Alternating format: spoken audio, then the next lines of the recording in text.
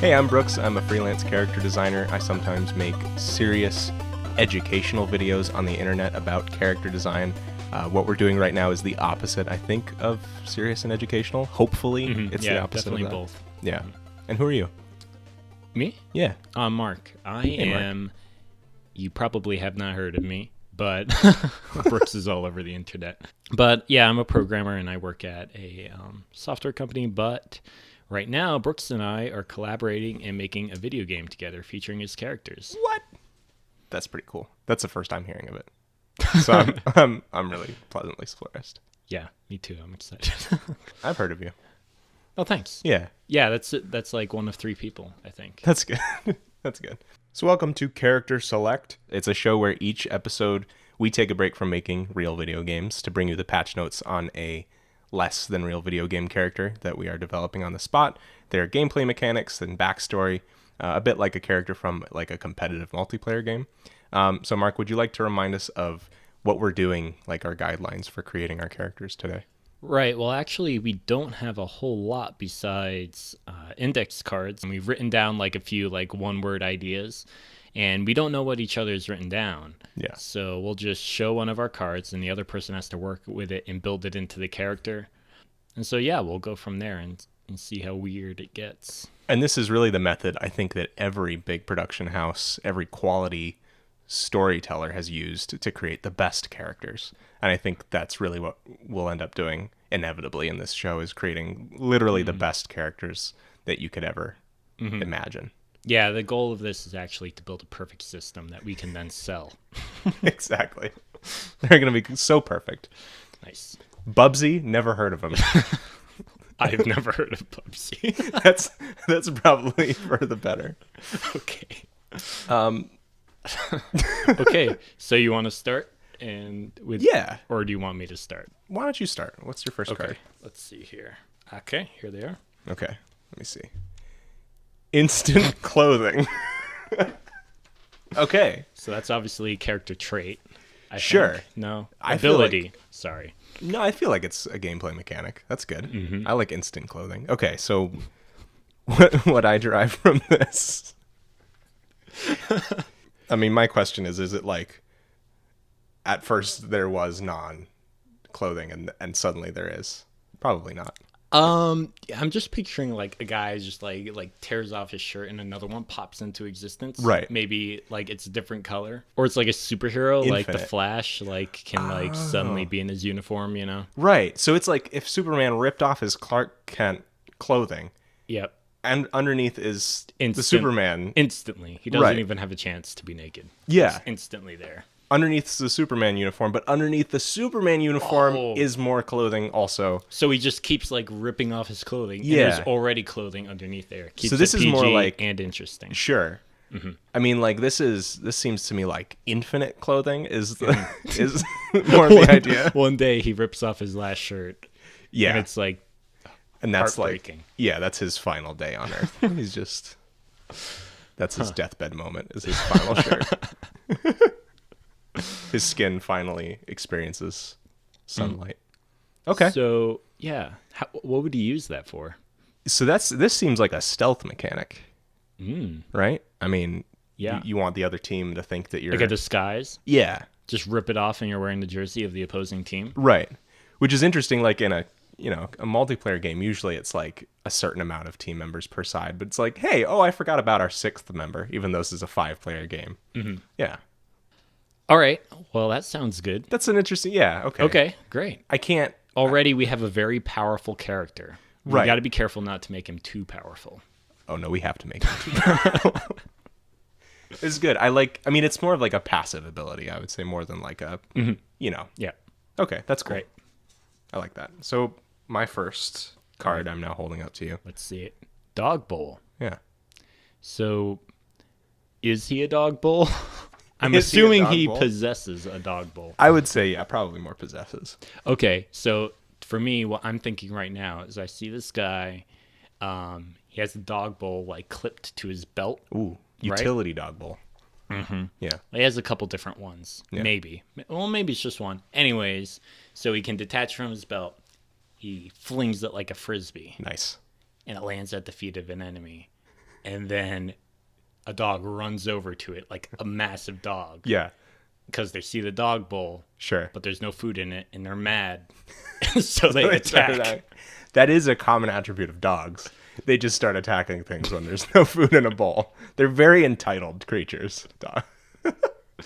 Okay, yeah, I like maybe the reason that he has this infinite clothing is because, dogs can only trust someone wearing a certain uniform. So maybe he's like switching modes between stealth enemy and friendly to dog uniform, and that's what keeps coming out. I'm just picturing like switching to the friendly to dog uniform is like some guy in like a jacket with like a little like square shit looking hat, right? All like one color, right? Okay. Why does he need a uniform to be acceptable to the dog though? Dogs they don't trust anyone. Okay. Yeah, they're very I think picky. you're getting confused with cats. I think that's exactly what's happening. But in this universe, okay, dogs respond to your clothing. Sure. So, okay, so I already man, hate you that tied idea, that in so unnecessarily with the clothing so. idea. I think so. Okay, maybe we should ditch that. Yeah, we should ditch one of them. So the dog bowl, you're good with him using the dog bowl as sort of a weapon? What are you thinking? I mean, maybe we see what our third index card says. Sure. And then we'll decide we don't have a lot discard. to go off of right now. Yeah. Okay. But I like it. I like that. Yeah, he's tossing them at the feet of enemies. All right. So I'm Mark's showing next my card. Yeah. Agoraphobic. Mm-hmm. Okay. I think that's how you say it. It's fear of large open spaces. Agoraphobia is an anxiety disorder characterized by symptoms of anxiety in situations where the person perceives the environment to be unsafe with no easy way to get away. These situations can include open spaces. There we go. So yeah, okay. Yeah, that makes sense. So it's less of a social thing. Yeah, Cool. It's just like they like to be indoors and stuff like that. And right. Get a panic attack if they go outside. So I like this idea from a gameplay perspective. It's cool because like you need to either be hugging a wall or creating a tent around you. I don't want to make light of people's conditions, but I think as a character trait, it's an interesting one. Yeah, we're definitely playing it up for I think so. whatever agoraphobia people really have. Right. Although I think it mostly applies to like animals and stuff like that. Like Sure. It's a characteristic of animals, like spiders and things are agoraphobic, I think. That makes sense. That's just like from a survival standpoint. That makes sense. Yeah, I heard that from a science book. Yeah, there you go. The science book? Yeah, so either he could be a creature, this character. Oh, he's a creature now. I mean, possibly for that reason. I don't know. Or It has to be a creature that wore clothes and had a friendly relationship with dogs. with dogs, exactly. Because I don't want to, without... Is this character a cat? That would make some sense. Only because we're doing this live, I don't want to trivialize an agoraphobic person's mentality or psyche and make assumptions. So I like the idea of either it being a creature or someone who like doesn't have a mental, aversion to open spaces. They just like don't like them because they're not fashionable or something. Well, yeah, I was going it from the angle of, okay, so if someone, actually is agoraphobic, then they're probably, just like to stay indoors and don't really enjoy going out or some aspect of that. Yeah. But in this fictional character world, it's played up to the extreme and he just like, he cannot go outside. He's not having it. No. Yeah. Okay. So, creature wise, a cat could work. A cat utilizing dog bowls seems very manipulative. That does. Which it's good. This is a bad guy. I think it's a bad guy. Well, he's very deceptive. He can rip off his clothing and become anyone. Exactly. And manipulates dogs. Likes to stay hidden indoors. Yeah. Away from where people can see this character. I mean, I love the idea. I'm sort of having an existential thing of like, is really the first character that we come up with. I just see us as so much more wholesome than creating villains immediately, but I'm okay with it. Okay. Yeah, let's keep going with Cat. Okay, good. Manipulating dogs. Why else? He's incognito because dogs aren't trusting of cats necessarily. I mean, I think they are. You tied it all together. But there we go. Very nice.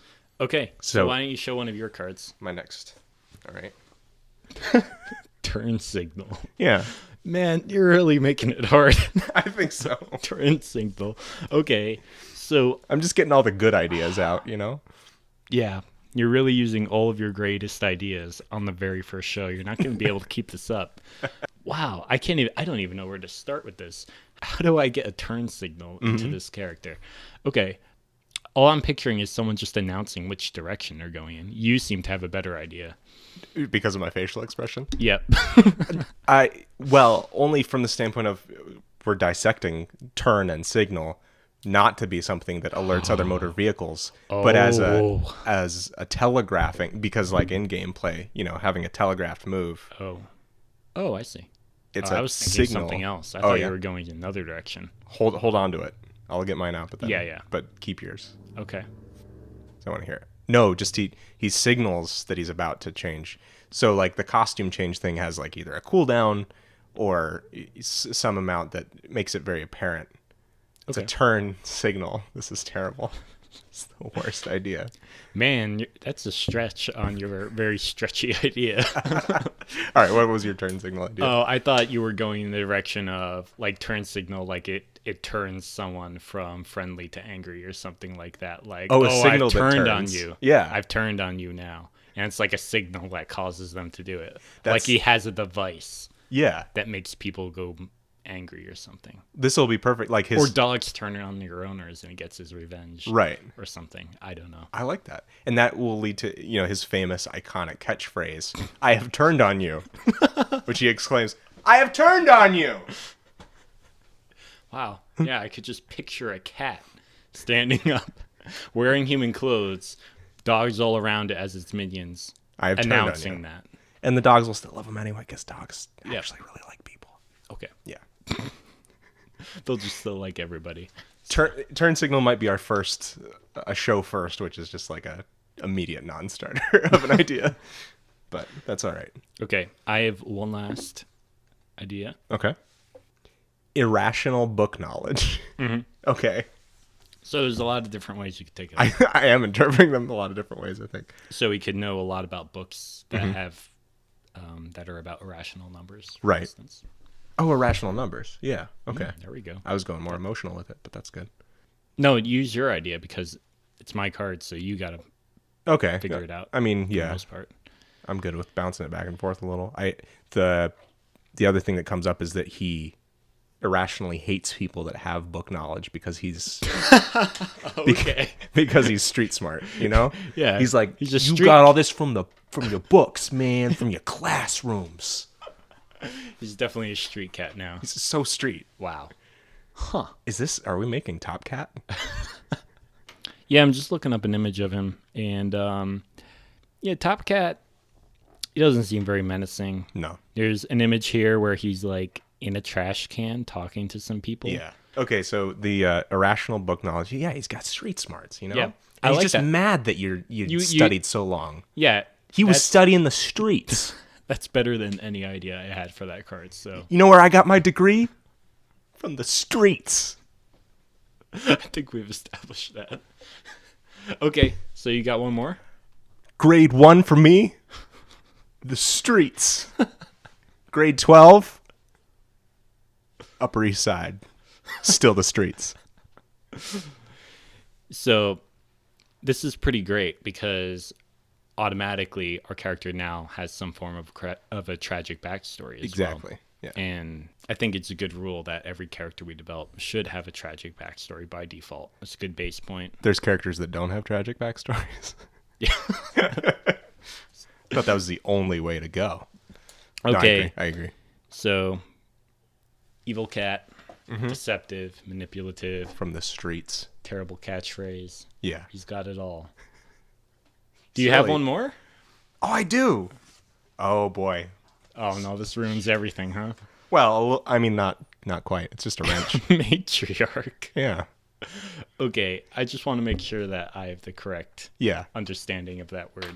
It's so, I mean, like just like a female ruler, right? like or Like female head of the family. Opposite of a patriarch. Right. Like the eldest female in a family is the head of it versus maybe the the eldest male. Yeah, they didn't teach that word on the streets. A That's woman true. who is in the head of a family or tribe. Right. So this makes our character a female, I'm thinking. Yeah. Because me automatically being a guy just assumes every character is a guy. But all cats are girls. Oh, how could I forget? Thanks. You know, I remember that reading that in the science book. Now that you bring that up. The science book. Okay.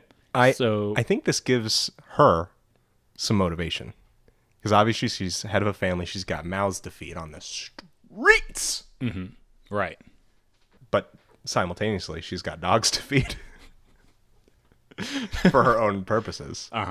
You know, it's hard to feed little baby cats on the streets. Wow. Oh, it was the secondary definition is an older woman who's powerful. Okay. So I think she should also be pretty old, an elderly cat. I thought you were going to say she should be pretty powerful. Okay. Well, she's already too powerful. She's OP. Okay, cool. So a villainous matriarchal cat. I like it because motivation for female villains seems to be like, it's a well that is frequently dry. I think there's few things that people always like pick from, and it's usually like, oh, it's a female villain who is in love with the male hero, so she's using her wiles. It's like everything's all. It seems like I mean, cats can't love anyway, though. So they dare and so that kind of rules that out. they literally can't. Okay. Yeah, I like the motivation that she's she's just trying to Feed her family. feed her kittens. Nice. So I mean, you could even convert. This is cool. So she's like, Our next character, who's a hero, Right. should fight her. that's a good. Yeah, I like that. I almost feel like this this is too close to like maybe an almost passably good idea, which almost cancels out the purpose of our show. Yeah, our last run through where we did a test version of this idea where we came up with our own character was like a round man who was afraid of shadows, who had an inflatable spaceship And reverse daddy. and reverse daddy issues. We essentially created A better version of Baymax. better in the strongest quotation marks possible. Okay. So, and her outfit changing is still a thing. So she has infinite clothing. Yeah, I don't know how that works yet, but Yeah. I mean, you could just drop it. gangs have colors. Is she? Oh my God.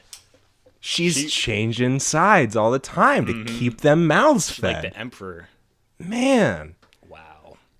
That is shifty. I like this a lot. She How is is this not a character already? What are we plagiarizing? Is Mike?